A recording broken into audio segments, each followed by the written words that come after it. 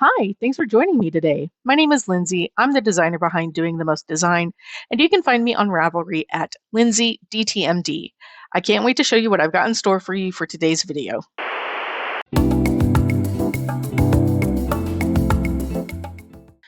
All right, we have made it almost to the absolute finish.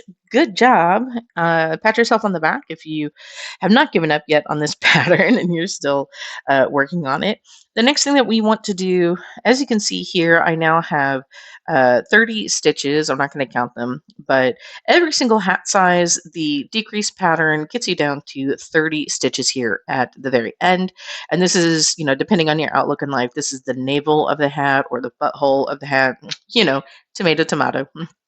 So as we are down to 30 stitches, we have 15 purl stitches and 15 knit stitches because we still have inside and outside of the fabric.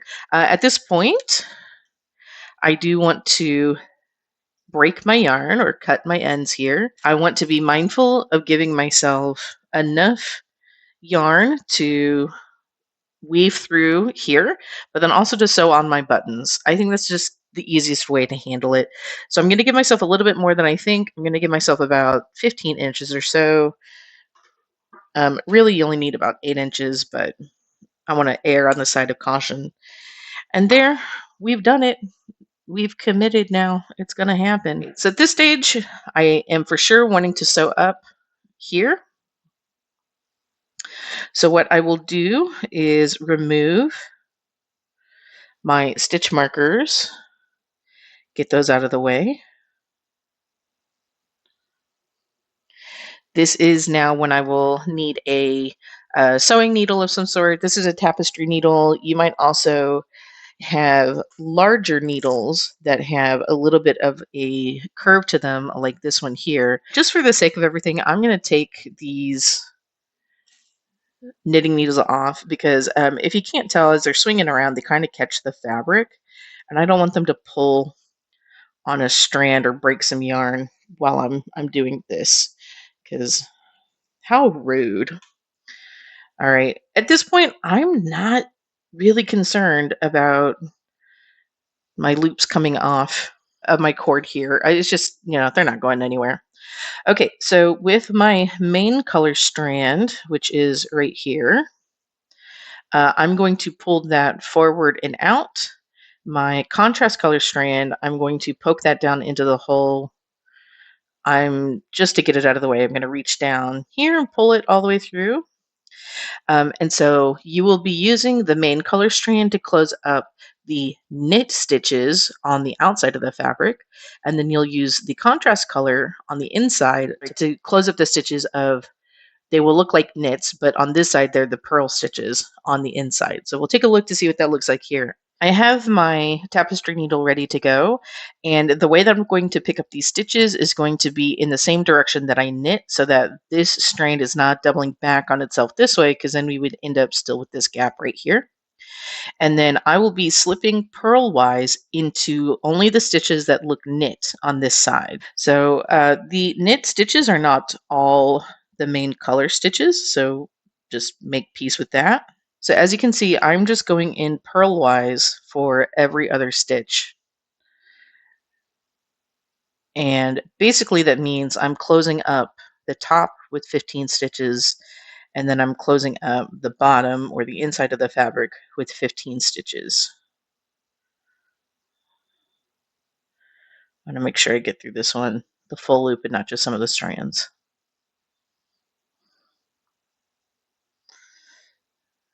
For fingering weight yarn, I have read that it is preferable to end with 12 to 15 stitches as you're closing it up, or maybe 10 to 12. So we're pretty close to that here with this. I don't know why this stitches backwards. It's a mystery. And then, man, I'm just Tokyo drifting out of these frames. The issue is that with the ring light, I just have so much light on my work, I can't see it. You would think, all the conventional wisdom Nope, see, there I go.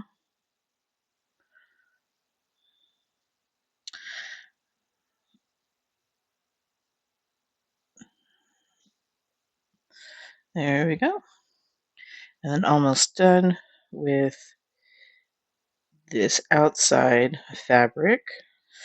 I would say normally, if I were knitting this as single knit, this would be the time where I'm also pulling it off of the cord, but don't want to do that because it's going to be very difficult to just pull off only the stitches that you need. All right, I'm happy with that, and we will drop the thread off of the tapestry needle, turn this inside out, do the same thing with the contrast color, and this is when I'm going to start pulling out the cord as well. Remember, when it's purl on the other side, it's a knit on this side. However, we are working in the opposite direction with the strand for the contrast color right here. Otherwise, everything else is exactly the same. So this part to me is kind of fun. It looks visually interesting. We will just start pulling and pulling and pulling until it closes up, just like that. Now, I have mentioned that this is the side that is going to have a little bit of laddering to it. Um, One, I can kind of reduce some of that laddering just by like shifting the fibers around a little bit. I do expect to see a little bit more laddering until I close up the other side as well. So let's do that. But honestly, because that was the largest gap, I won't be surprised if there's still a little bit more laddering on that side. Okay, we've closed up now the main color side. So let's take a look here. Yeah, that gap is not as bad. It's a little bit there. You're going to be the only person who notices it, to be honest with you.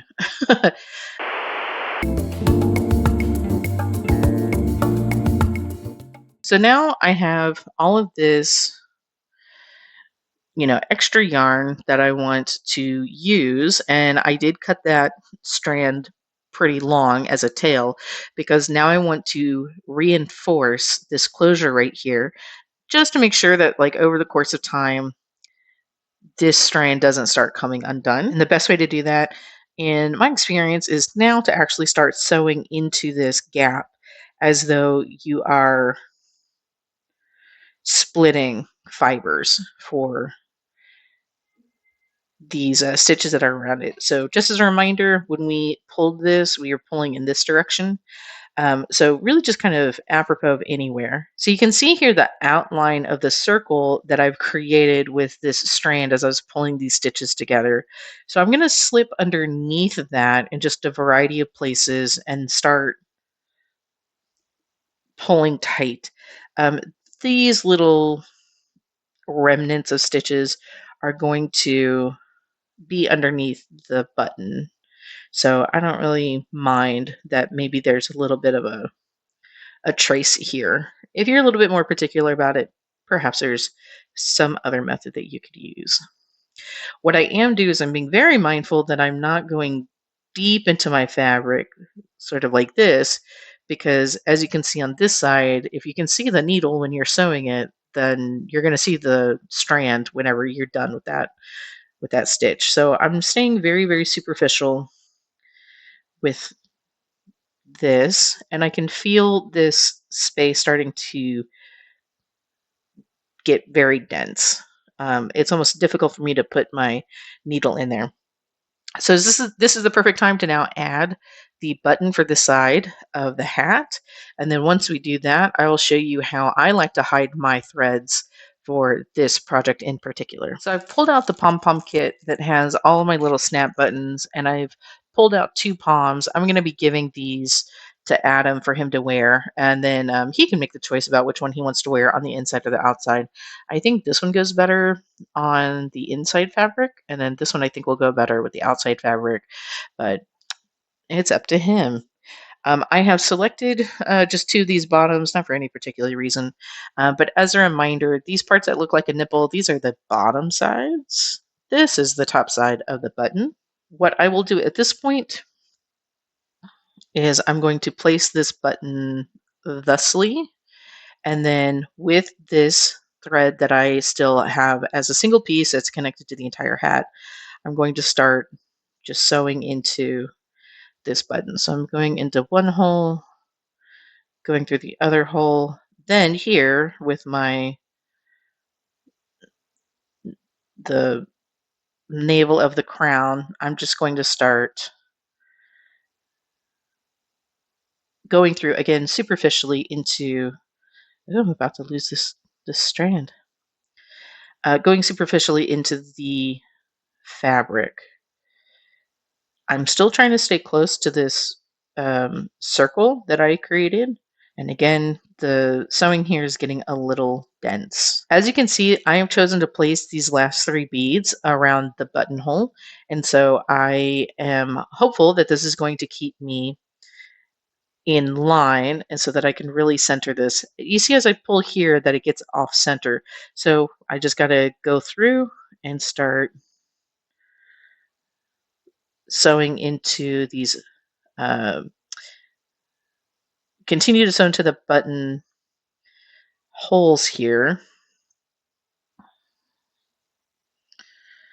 so that it becomes a little more balanced and it won't matter if I'm pulling so much at one particular side of it or not. Um, it is going to be always sitting on top of your fabric by just a little bit, so be prepared for that. I don't know. I could think of a way to get around that, but I'm just done with this hat. You know what I mean? I'm sure you are too. I think that's pretty good right there. It looks very well centered between these 3 beads. I like that. So, and as you can see, as I'm tugging on it, it's not getting off kilter too much. So I'm going to do just one more pass through here. That's okay.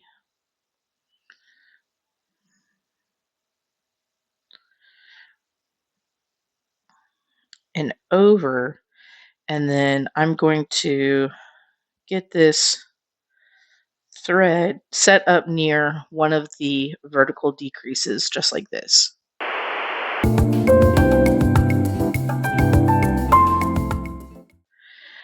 All right, so this is up to you. This is, my particular way of trying to get rid of this tail, weaving in the ends. It is a method that is very similar to the way that crocheters weave in their ends when they're doing amigurumi. One thing that you could do if you wanted to do is maybe use this thread to start pulling these stitches together to close the laddering, but then you kind of lose the stitch definition. So I don't personally recommend that. But what I am going to do is grab one of these vertical lines here and staying superficial in between the fabric, I am going to insert my needle inside of this knit stitch here, right in the middle. I'm not trying to split the yarn or anything. I'm going to say just underneath the contrast color side. As you see my needle's kind of probing, I'm going to try to get the entire length of that needle underneath like this, and then come out approximately inside of another knit stitch. This yarn is split right here just a little bit. I'm not worried about that, and you'll see why here in just a moment. So now that I have almost this entire length covered up in stitches, I'm going to pull my yarn through like this pretty gently, and then I'm going to get my scissors on standby. And then this yarn, this fabric right here, I want to pull it until it puckers like this, and then snip my yarn close to the fabric. And then now when I pull that fabric back into shape, my end is completely gone. Now at some point, I don't know, in my experience, sometimes these ends will pop up again, but you can just shove them back into place with maybe like the blunt end of your tapestry needle, or maybe if you're very, very careful with it, a slightly larger knitting needle such as this. And that's how we have this button in place. We may need to massage it from time to time. And our ends are woven in for the top of the hat. Then we repeat all of that one more time on this side.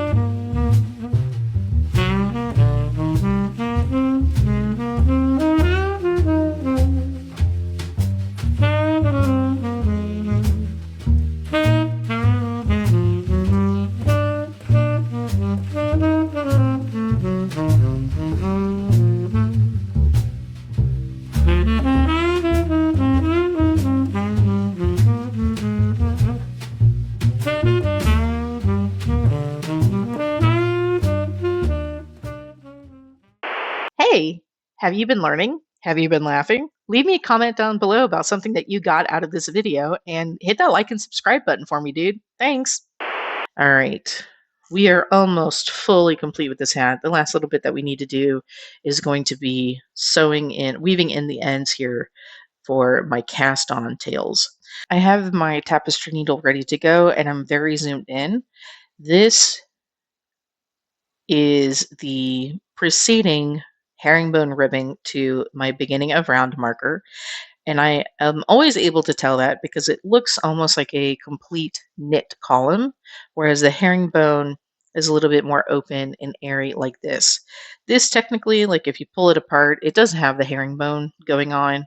But for whatever reason, I think because I knit very snugly at the beginning of round so that I don't get laddering, mine always ends up looking like a perfectly knit column. However, if you take a look, in the profile, so to speak, you can see that that contrast color column is actually recessed, and then the knit columns to the left and the right are raised up in comparison. So here I have my contrast color, and what I'll be doing is what I want to try to do here is kind of hide its existence. So I don't want to come up over this way because then I'll have that contrast, that one little contrast yarn over sticking out on top of my main color. So I'm knitting into this first stitch here, and then which is on my cast on round. So now what I want to do is I want to, again, very superficially put my needle just underneath this left hand side of this column. And I'm going to go up further than I did whenever I was trying to hide my tails from earlier. So here I'm going up to this point. I'm going to pull through gently. I'm not changing anything about the tension for this fabric. And again, I'm just only going underneath these loops. As you can see, my strand is still behind this stitch, so I want to continue going underneath over here as opposed to doing anything where my contrast color is going to sit on top of the outside fabric of the work. And I'm going to go pretty much down here to the bottom. I'm going to stop just a couple of these ribs short. All right, so right there you can see I've effectively sewn up into the left-hand side of this column. I made my little bridge over. You can't even see the bridge, to be honest. It's like completely hidden. And then here I have this tail. I'm going to do the same thing with this as I did before to hide my ends. I'm going to pull the strand to make the fabric pucker just a little bit. Cut the strand close to the fabric. Be careful that you're not cutting the fabric. And then I'm going to pull vertically on that. And those ends are gone. Can't see them on either side. Let's do that one more time. For the main color, we do have to do one extra little step. It's not horrible, but it's just to be really, really nitpicky. So this is the one extra little step that I'm going to do here. As you can see, there's kind of a little opening right here that you can see a gap. I want to close that gap with my main color yarn. So the way that I want to do that is to sort of fake doing a knit stitch. This stitch that is to the right of that gap, I'm putting my tapestry needle underneath both of the legs. I'm going to treat that like it's its own knit stitch, and I'm going to put both of the legs on the needle like that. I'm pulling it tight, and then I'm going back to the first stitch that I had. I'm going to come at it from the outside up like this. Okay, so now I've closed up that gap enough that I'm not seeing air through it. And then on this side of the fabric, this is our beginning. It's not as tight as the contrast color is, but it is tighter than the other two ribs around it. So I know for a fact that this is the column in which we've started our ribs for the main color. This time I'm starting on the right-hand side of this column simply because that's the side that is closest to where my tail begins. And I'm opening up these stitches a little bit and really making sure with my middle finger that's on the inside of the fabric or the other side of the fabric, really making sure that I'm not going to go deeper than the side of the fabric that I'm working on right now. Getting all the way to the top with that, pulling that through. Now right here, I pulled it a little too tight and I can see that there's some tension here. So before I proceed forward, I do want to ease up the tension. I'm going to pull the tension tight later, yes, but I don't want to accidentally create a little tension pocket that I can't undo later. All right, and I'm coming back down the left-hand side of this herringbone ribbing until again I get to about 2 stitches from the bottom, which is right there for me. I'm going to pull this over. I'll take a second to look at whether I can see my needle. And yeah, if I look really, real close, I can see my needle through this fabric, but it's okay because the main color is the background of this. So once I pull through the strand, and it's not going to be like a reflective metal like this, then it's going to camouflage perfectly. What I just really want to make sure is that I'm not bringing my needle up over these contrast ribs on this side of the fabric. So since I'm not, I'm going to proceed just like that. And I'm pulling this only to the point that this stitch is sort of bridged over the exact place where I have blue coming in, which is underneath a pearl of my contrast color right there. Scissors are on standby. I'm going to pull this fabric until it puckers a little bit and then clip this close to the fabric. Careful not to cut the fabric. Here you can see the tension, the puckering, so I'm going to vertically pull just a little gently like that, and now my end is completely gone. So thank you, amigurumi crocheters. Your little trick is very helpful. I would otherwise have to knit this in single knit, and I am actually very happy that I get to do double knit.